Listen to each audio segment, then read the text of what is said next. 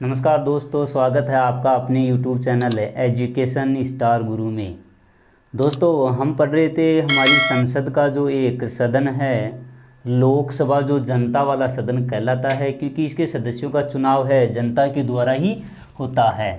तो लोकसभा जो है वो जनता का सदन। तो लोकसभा के हम कार्यों के बारे में आज पढ़ेंगे।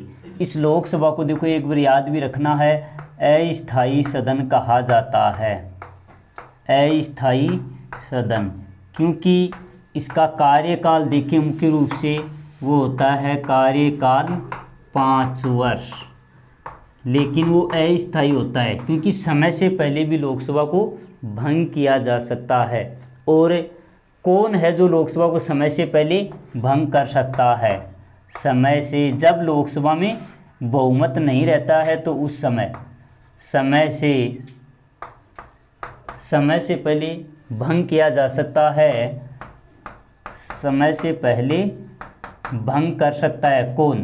क्योंकि लोकसभा के सदन के नेता के रूप में आपका प्रधानमंत्री होता है और राष्ट्रपति संवैधानिक शासक है संविधान के अनुसार। तो समय से पहले लोकसभा को भंग प्रधानमंत्री की सलाह पर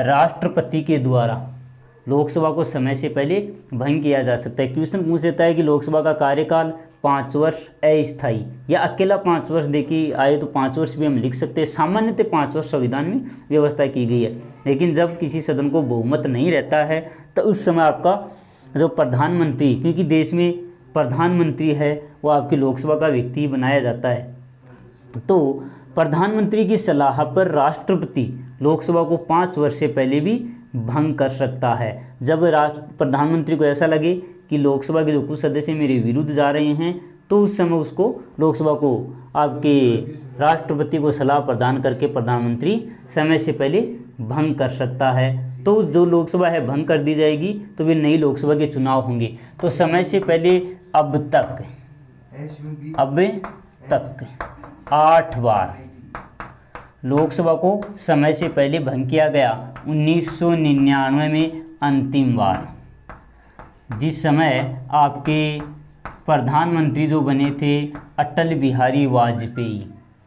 तो इस लोकसभा के इस तरीके से ये लोकसभा है उसको 8 वर्ष समय से पहले भंग किया जा सकता है। वैसे लोकसभा का जो कार्यकाल होता है वो 5 वर्ष, लेकिन इसके कार्यकाल को आपातकाल की स्थिति में 1 वर्ष के लिए बढ़ाया जा सकता है संसद के द्वारा।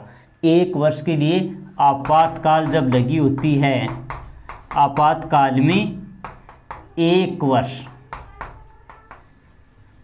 के लिए कार्यकाल को बढ़ाया जा सकता है।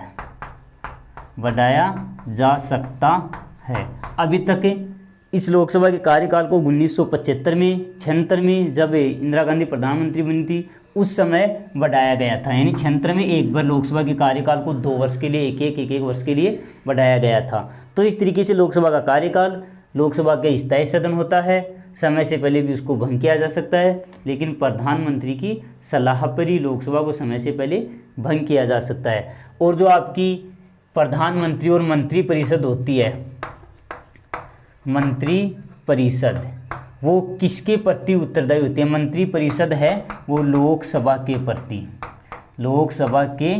प्रति उत्तरदायी होगी। क्योंकि लोकसभा के प्रति इसलिए उत्तरदायी होती है क्योंकि मंत्रिपरिषद में जितने भी मंत्री होते हैं, जनता का शासन होने के कारण लोकसभा के व्यक्ति जनता के द्वारा निर्वाचित होते हैं। तो इस तरीके से आपकी लोकसभा है वो मंत्रिपरिषद और जितने मंत्री हैं वो लोकसभा के प्रति सामूहिक रूप से उत्तरदायी होते हैं, और व्यक्तिगत रूप से लोकसभा के प्रति सामूहिक रूप से उत्तरदायी होते हैं।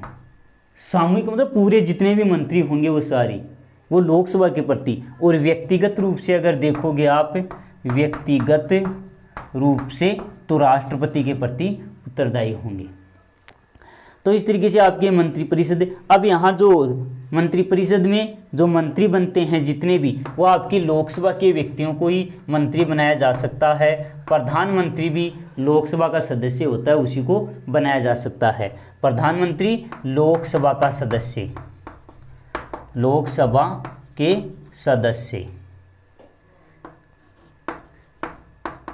जितने भी सदस्य हैं वो लोकसभा के होंगे, उनमें से ही प्रधानमंत्री है वो बनाया जा सकता है। अभी तक प्रधानमंत्री जो 4 हैं, 4 प्रधानमंत्री आपकी राज्यसभा के सदस्य भी बने हुए हैं, जिसमें ये पहली प्रधानमंत्री इंदिरा गांधी।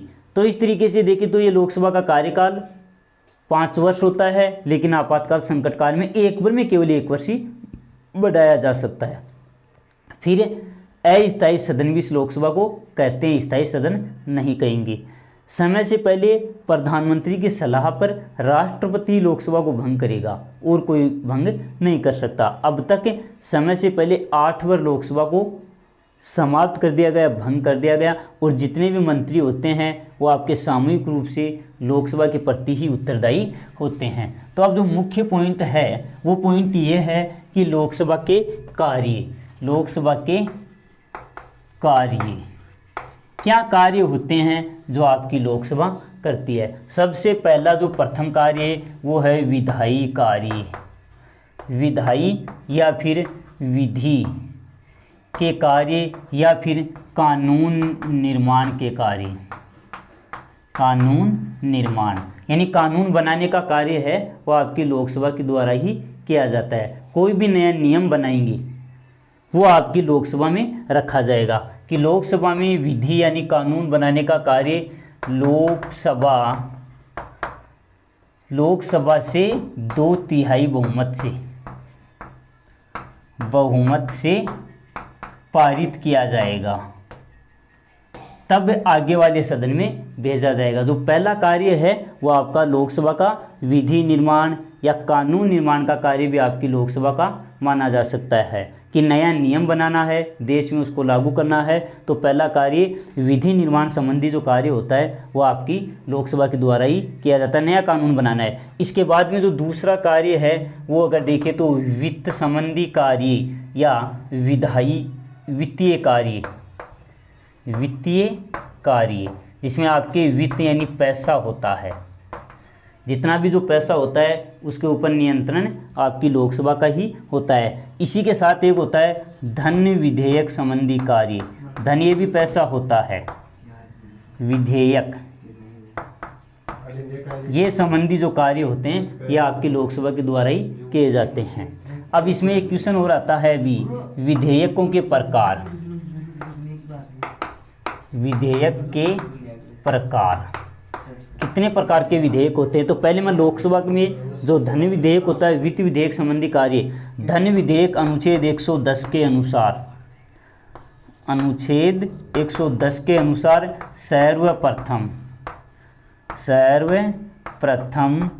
लोकसभा में ही धन विधेयक सर्वप्रथम कहाँ रखा जाएगा, लोकसभा में, क्योंकि धन इंडिया भारत का है तो भारत की जनता का नियंत्रण यानी भारत की जनता के द्वारा निर्वाचित प्रतिनिधि इसमें होते हैं, क्योंकि इसके चुनाव प्रत्यक्ष होते हैं। तो सर्वप्रथम लोकसभा में ही राष्ट्रपति की अनुमति पर, राष्ट्रपति की अनुमति से, तो क्वेश्चन पूछता है कि धन विधेयक सर्वप्रथम कहाँ पारित किया जाता है, लोकसभा में ही पारित किया जाता है। कोई विधेयक धन विधेयक है या नहीं, इसका निर्णय कौन करेगा, धन विधेयक है या नहीं, वो लोकसभा अध्यक्ष ये कहेगा कि ये विधेयक धन विधेयक है या नहीं। तो सर्वप्रथम राष्ट्रपति की अनुमति से कोई विधेयक अगर लोकसभा में रखा गया तो लोकसभा में 2/3 बहुमत से पारित होकर दूसरे सदन में जाएगा। लोकसभा में ही राष्ट्रपति की अनुमति से रखा जाएगा और यहाँ से 2/3 बहुमत से पारित होगा, पारित होकर या पारित होगा। इसके बाद में दूसरे सदन यानी राज्यसभा के पास जाएगा, राज्यसभा के पास इस विधेयक को भेज दिया जाएगा।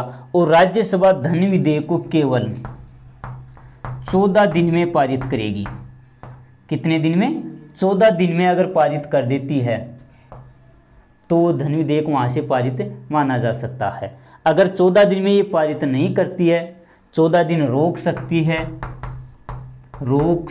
है या फिर क्या करती है, कभी कभी ये वापस भी इसे लोकसभा को भेज सकते हैं, राज्यसभा विधेयक को, वित्त विधेयक को, धन विधेयक को। अगर लोकसभा अगर माने तो ठीक, नहीं माने तो ठीक। और 14 दिन तक ही केवल, क्वेश्चन क्या आता है कि लोकसभा आपकी जो राज्यसभा है, लोकसभा द्वारा पारित विधेयक को कितने दिन रोक सकती है, तो वो 14 दिन। इसके लिए संयुक्त अधिवेशन नहीं किया जाता है, क्योंकि संयुक्त अधिवेशन होता है ना, संयुक्त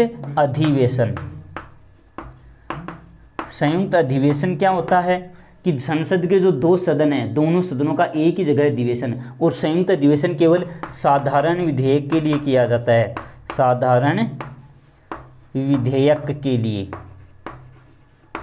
जो साधारण विधेयक होगा, संविधान संशोधन के लिए भी संयुक्त अधिवेशन नहीं होता है। तो संयुक्त अधिवेशन भी राष्ट्रपति ही बुलाता है, राष्ट्रपति संयुक्त अधिवेशन बुलाएगा, लेकिन संयुक्त अधिवेशन की अध्यक्षता कौन करेगा? लोकसभा अध्यक्ष है, संयुक्त अधिवेशन की अध्यक्षता करेगा। संयुक्त अधिवेशन अनुच्छेद 108 के अनुसार बुलाया जाता है राष्ट्रपति के द्वारा, और अध्यक्षता है वो अनुच्छेद 118 के शब्दकोश 4 के अनुसार, अनुच्छेद 118 के 4 के अनुसार लोकसभा के संयुक्त अधिवेशन की अध्यक्षता है वो आपका लोकसभा अध्यक्ष करता है। इसके कितने संयुक्त अधिवेशन हुए? अभी तक 3 संयुक्त अधिवेशन हुए हैं।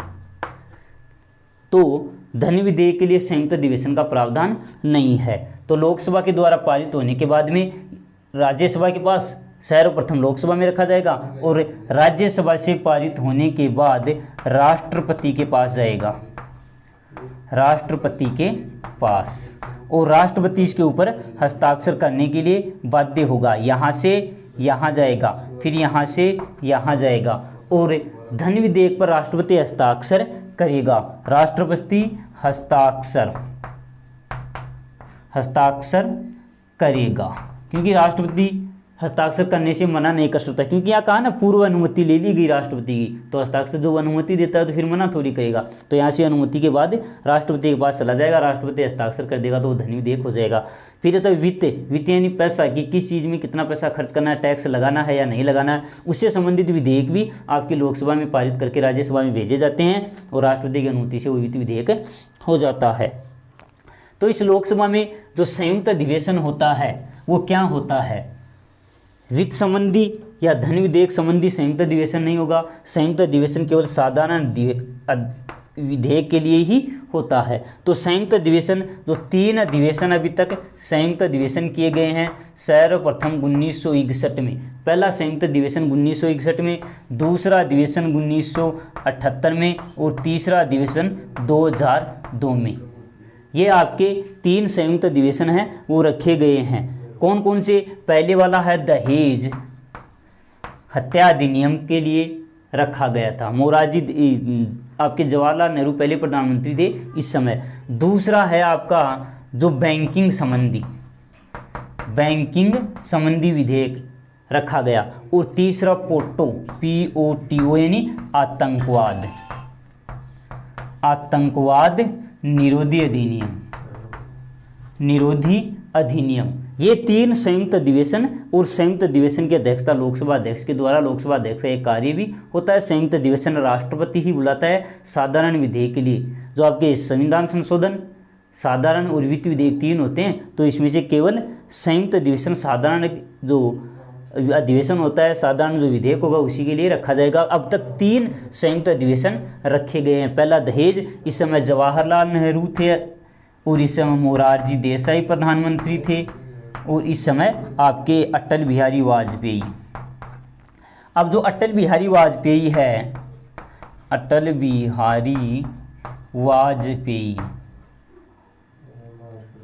बिहारी वाजपेयी ये हमारे जो प्रधानमंत्री जो बने थे, ये संसद के 3 संयुक्त अधिवेशनों में शामिल थे, तीनों में शामिल हुए। एकमात्र व्यक्ति जो संसद के 3 संयुक्त अधिवेशन हुए, तीनों अधिवेशनों में शामिल होने वाले एकमात्र व्यक्ति सांसद, क्योंकि इसके सदस्य हैं वो एमपी या सांसद कहलाते हैं। तो ये तीनों सांसद के रूप में अटल बिहारी वाजपेयी बीजेपी के सांसद के रूप में हुए और यहाँ से तीनों संयुक्त अधिवेशनों में शामिल होने वाले एकमात्र व्यक्ति हैं। दहेज रोकने के लिए 1961 में एक सभा में पारित हुआ, दूसरे में नहीं पारित हुआ, तो राष्ट्रपति ने संयुक्त अधिवेशन बुलाया इसको पारित करने के लिए। फिर आपके 1978 में बैंकिंग सुधार के लिए मोरारजी देसाई इस समय प्रधानमंत्री थे, जवाहरलाल प्रधानमंत्री इस समय थे। और 2002 में आतंकवाद निरोध के लिए यानी आतंकवाद को रोकने के लिए जो अधिवेशन रखा गया, किस तरीके से नियम बनाए जाएंगे, तो इसके लिए अटल बिहारी इस समय प्रधानमंत्री थे। लेकिन आपके लोकसभा के सदस्य के रूप में, संसद के सदस्य के रूप में ये जो अटल बिहारी वाजपेयी जो हैं वो इस संसद के आपकी लोकसभा के 3 अधिवेशन हुए संयुक्त अधिवेशन, तो तीनों संयुक्त अधिवेशनों में ये आपके शामिल होते हैं। कौन? अटल बिहारी वाजपेयी। क्वेश्चन क्या पूछता है, संयुक्त अधिवेशन किसके द्वारा बुलाया जाता है? लोकसभा, उसके राष्ट्रपति के द्वारा। अध्यक्षता कौन करेगा संयुक्त अधिवेशन की? आपका लोकसभा का अध्यक्ष करेगा, जिसमें राज्यसभा और लोकसभा दोनों सदनों की एक ही जगह बैठक होती है, उसको संयुक्त अधिवेशन कहते हैं। उसमें लोकसभा अध्यक्ष उसकी अध्यक्षता करता है, वो नहीं रहता तो लोकसभा का उपाध्यक्ष ही उसकी अध्यक्षता करेगा। अगर वो भी नहीं रहता है तो क्योंकि राज्यसभा और लोकसभा दोनों का होता है, तो राज्यसभा का जो सभापति होता है वो संयुक्त अधिवेशन की अध्यक्षता कभी नहीं करेगा। राज्यसभा के सभापति का याद रखना, वो संयुक्त अधिवेशन की अध्यक्षता नहीं करेगा। राज्यसभा का सभापति वो संयुक्त अधिवेशन की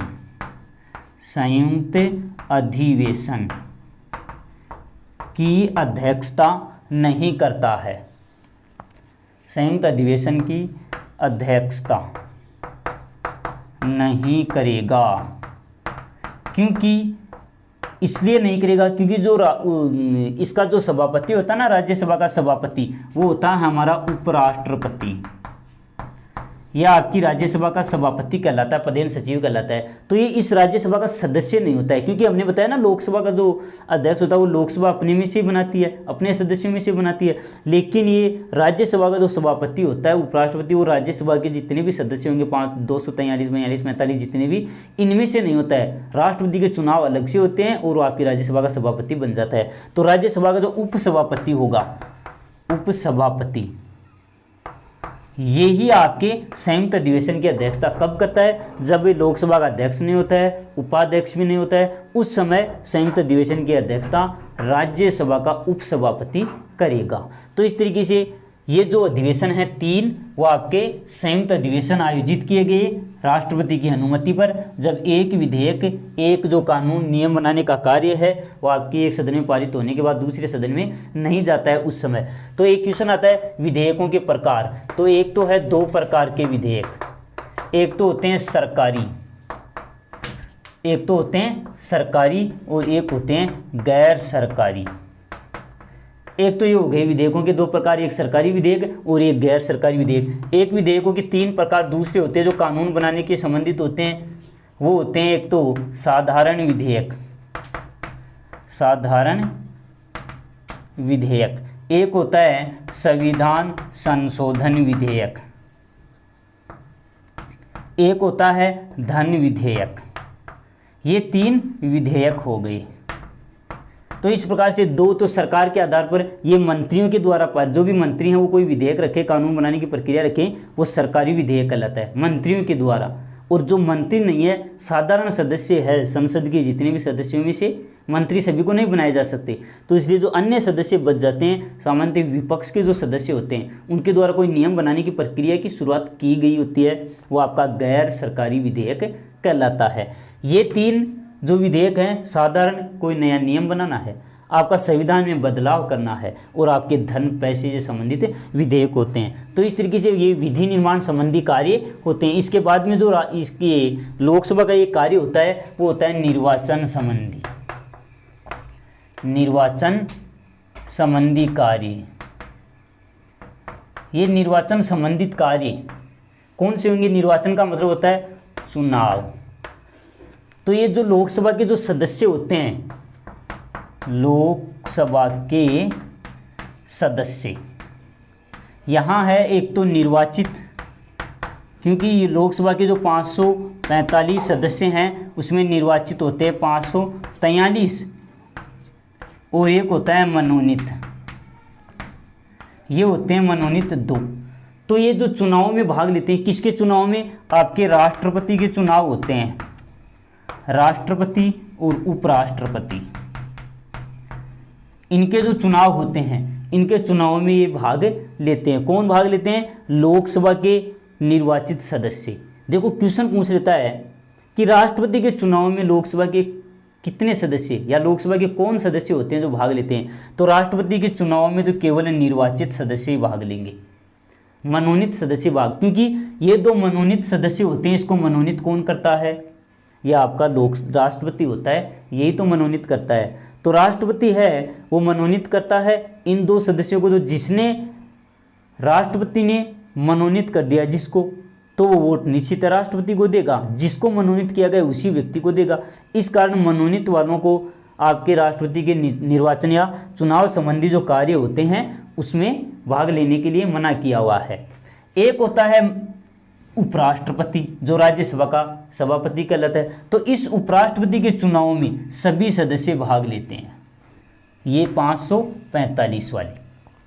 तो साधारण सा क्वेश्चन हो सकता है कि लोकसभा के निर्वाचित सदस्य या राष्ट्रपति के चुनाव में भाग कौन लेता है, तो क्वेश्चन में ऑप्शन आएगा कि राष्ट्रपति के चुनाव में भाग लेते हैं लोकसभा के सभी सदस्य, तो सभी में ये हो गए निर्वाचित और मनोनीत, या फिर मनोनीत सदस्य, या फिर केवल निर्वाचित। तो याद ये रखना राष्ट्रपति में तो केवल, लोकसभा की बात कर रहा हूं मैं, राज्यसभा वाली बात नहीं कर रहा, न कि विधानसभा की बात कर रहा। यहाँ केवल लोकसभा के निर्वाचन संबंधी कार्य क्या हैं, तो लोकसभा के जो निर्वाचित सदस्य हैं केवल आपके राष्ट्रपति के चुनाव में चुने हुए ही भाग लेते हैं, जनता के द्वारा चुने गए। मनोनीत वाले राष्ट्रपति के निर्वाचन में भाग नहीं लेते हैं। इसके बाद में जब इस राष्ट्रपति को एक क्वेश्चन जो आपके लोकसभा के जो कार्यों में आते हैं वो आते हैं महाभियोग,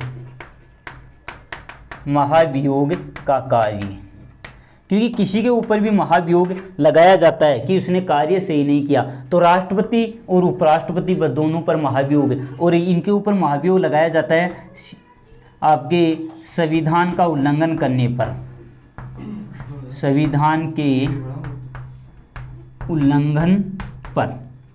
अगर ये संविधान के अनुसार, क्योंकि ये दोनों संवैधानिक शासक होते हैं, तो संविधान का जब उल्लंघन किया जाता है उस समय महाभियोग की प्रक्रिया की शुरुआत एक तो राष्ट्रपति पर और एक उपराष्ट्रपति पर। तो राष्ट्रपति और उपराष्ट्रपति के महाभियोग में ये सारे सदस्य भाग लेते हैं। संसद, इसके लोकसभा के सभी सदस्य यह आपके महाभियोग में भाग लेते हैं। अब महाभियोग एक तो आपका राष्ट्रपति हो गया, राष्ट्रपति के विरुद्ध महाभियोग, एक उपराष्ट्रपति के विरुद्ध महाभियोग, और महाभियोग संबंधी कार्य कौन कौन से हैं, इसके अलावा जो हमारे महान्यायवादी या फिर जो हमारे न्यायाधीश होते हैं, न्यायाधीशों के विरुद्ध भी महाभियोग की प्रक्रिया लोकसभा का कार्य, और न्यायाधीशों के विरुद्ध महाभियोग की लगाए जाएंगे, उसका आधार होगा सिद्ध कदाचार। सिद्ध कदाचार के आधार पर ही आपके इसके न्यायाधीश के विरुद्ध, मुख्य हो चाहे अन्य न्यायाधीश हो, सभी के विरुद्ध सिद्ध कदाचार यानी सिद्ध हो जाता है कि इसका आचरण सही नहीं है, क्योंकि ये न्याय का कार्य करते हैं, तो जिसका आचरण गलत है वो न्याय नहीं कर पाएगा। तो इसलिए सिद्ध कदाचार के आधार पर आपके न्यायाधीशों के विरुद्ध महाभियोग लगाया जा सकता है, महाभियोग लाया जा सकता है। इसके अलावा आपकी जो लोकसभा का जो और कार्य है वो, क्योंकि लोकसभा में से हमारी जो मंत्री होते हैं, मंत्री परिषद होते हैं, वो आपकी कार्यपालिका कहलाती है। क्या कहलाती है? कार्यपालिका। कार्यपालिका में कार्य करते हैं। देखो सरकार के 3 अंग बनता, बताइए, व्यवस्थापिका तो वो व्यवस्था करेगी नियम बनाने की, कार्यपालिका उस नियमों को कार्य करेगी लागू करने की, न्यायपालिका उस कार्य के लिए नियम सही तरीके से है या नहीं है उसके लिए कार्य करेगी। तो कार्यपालिका पर नियंत्रण, ये कार्य आपकी लोकसभा का है। नियंत्रण किस तरीके से होते हैं? कार्यपालिका में आपकी मंत्री होती है, मंत्री परिषद होती है, तो मंत्री परिषद उत्तरदायी होती है, उत्तरदायी होगी किसके प्रति? लोकसभा के प्रति उत्तरदायी होती है। तो इस तरीके से मंत्रिपरिषद के जो सदस्य होते हैं वो सारे लोकसभा में से बनाए जाते हैं, लोकसभा के प्रति उत्तरदायी होते हैं। सांसद आपके जो मंत्री होंगे वो संसद के लोकसभा से भी हो सकते हैं, राज्यसभा से भी, लेकिन ज़्यादातर लोकसभा के सदस्यों को ही मंत्री बनाया जा सकता है। तो मंत्रिपरिषद जो आपकी कार्यपालिका में जितने मंत्री होते हैं, जिसमें आपके मंत्रिमंडल भी होता है, प्रधानमंत्री भी होता है, ये सारे कार्यपालिका के सदस्य, ये जो लोकसभा है वो इसको नियंत्रित करती है। इसके अलावा जो इसका एक कार्य और होता है वो आपकी जो लोकसभा धन विधेयक से संबंधित होने के बाद में संविधान में जो संशोधन का कार्य किया जाता है, संविधान संशोधन, ये कार्य भी आपकी लोकसभा का कार्य किया जाता है, क्योंकि ये कार्य संविधान के संशोधन या संविधान में जो बदलाव किया जाएगा वो आपकी लोकसभा के द्वारा ही, क्योंकि लोकसभा में, देश में लोकसभा है वो जनता के द्वारा निर्वाचित होती है। तो संविधान में संशोधन जो कार्य किया जाएगा और उसका दोनों सदनों द्वारा पारित होना जरूरी है, पारित होना चाहिए। अगर एक सदन के द्वारा पारित हो गया, दूसरे सदन में चला गया, तो इसके लिए जो संयुक्त अधिवेशन वाली बात बताई थी, तो इसके लिए संयुक्त अधिवेशन नहीं होगा, संयुक्त अधिवेशन नहीं होगा। क्योंकि संयुक्त अधिवेशन इसलिए नहीं होगा, देश में संविधान में बदलाव कर रहे हैं, नए नियम लागू कर रहे हैं, तो इसके लिए जो आपकी संसद है या देश की पूरी जनता है या राज्य हैं उनसे अनुमति लेना जरूरी होता है। तो इस तरीके से दोस्तों आपकी संसद के जो मुख्य कार्य होते हैं यही हैं, इसमें ध्यान रखना है। पहले वाला ये पूछा जाता है कि राष्ट्रपति के निर्वाचन में भाग कौन लेता है, लोकसभा के सदस्यों के आधार पर, तो राष्ट्रपति में निर्वाचित ही और उपराष्ट्रपति में सभी सदस्य भाग लेंगे। संविधान संशोधन है वो आपके किसी भी सदन में रखा जा सकता है, लोकसभा से पारित होकर राज्यसभा में चला गया, इसके बाद में संयुक्त अधिवेशन इसके लिए नहीं होगा, संयुक्त अधिवेशन नहीं बुलाया जाएगा। तो ये दोस्तों आपकी संसद के कार्य हो गए। इसके बाद में अब आगे वाला जो पॉइंट आएगा राज्यसभा या फिर कोई जीके का पॉइंट डाल दिया जाएगा। थैंक यू दोस्तों, आज के लिए इतना ही।